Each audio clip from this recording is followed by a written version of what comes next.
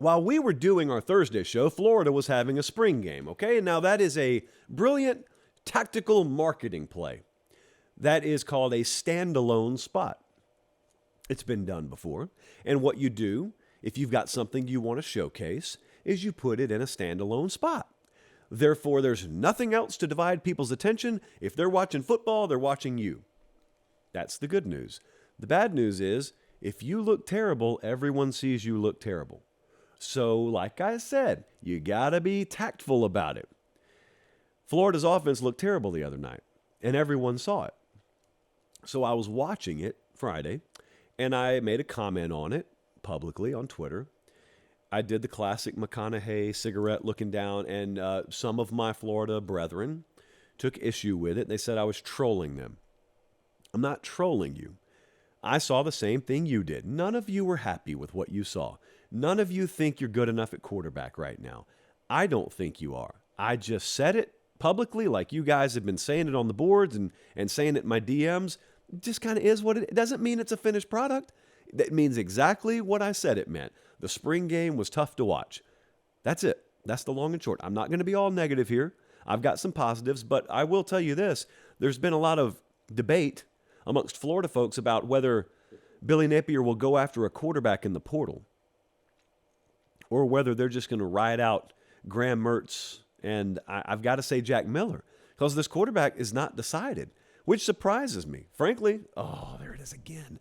Well, we'll go with it. Frankly, I thought we would have a quarterback announced, or at the very least, it would be widely understood who the QB1 was. And I thought it was going to be Graham Mertz. We're not there yet. He hasn't separated. That's a problem. It could be rectified. It is spring, but that's a problem.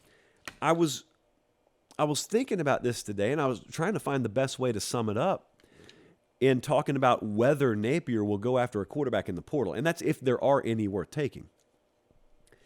And I think he should. Now, whether you can sell someone and come in there is another issue, but I think he could, and the reason is, guys, think about the teams we're talking about.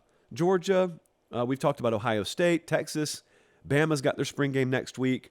USC had their spring game yesterday. I'm going to throw UCLA in here.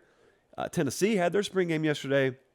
Ole Miss, Oklahoma, all these teams have a quarterback situation where the backup would be preferable over either one of them. Florida's trotting out there right now. That's a lot of teams where a QB2 is better than your QB1. So that's the status of the Florida quarterback room right now. I'm not going to sell on Florida 2023 because I know what the reality is. I know they had the Jaden Rashada thing. Rashada would probably already be penciled in as their starter right now. That was the plan. It fell through. I get it. They had a lot of late movement on the coaching front. They had a lot of coaches leave for the NFL. They've still got guys probably settling into their offices. I get it. That's why I'm telling you, take what I'm saying for what it is. It is a commentary on the spring. Defense looked really good. Austin Armstrong is one of those new coaches. Defense looked really good. We've got the age-old conundrum of, was our defense good or was our offense bad? As is usually the case, probably a healthy mixture of both.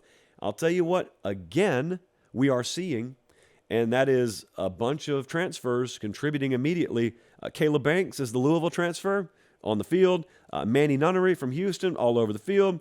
Jackson from Memphis. Deuce Spurlock from Michigan. All those guys are going to be immediate contributors for them. So I am very uninspired by what they are, I guess, offensively.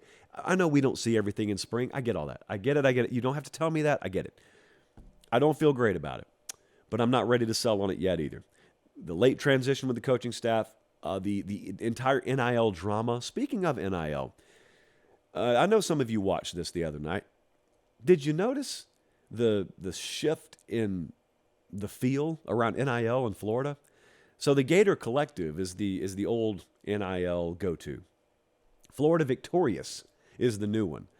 They kind of sponsored the spring game. They had signage all over the place. They had commercials. Billy Napier made special mention of them publicly. So that's a good thing. Don't overlook that. That's a really good thing because that's all that folks have talked about with Florida over what casuals would call the offseason. And that is, NIL's a mess down there. No, NIL's a learning experience down there. It's a process, just like it is everywhere else. Not everyone was going to have it figured out immediately. So I've got a mixed bag of emotions about Florida right now, and they got a few months to figure it out before they go to Utah for a Week 1 game in Salt Lake City.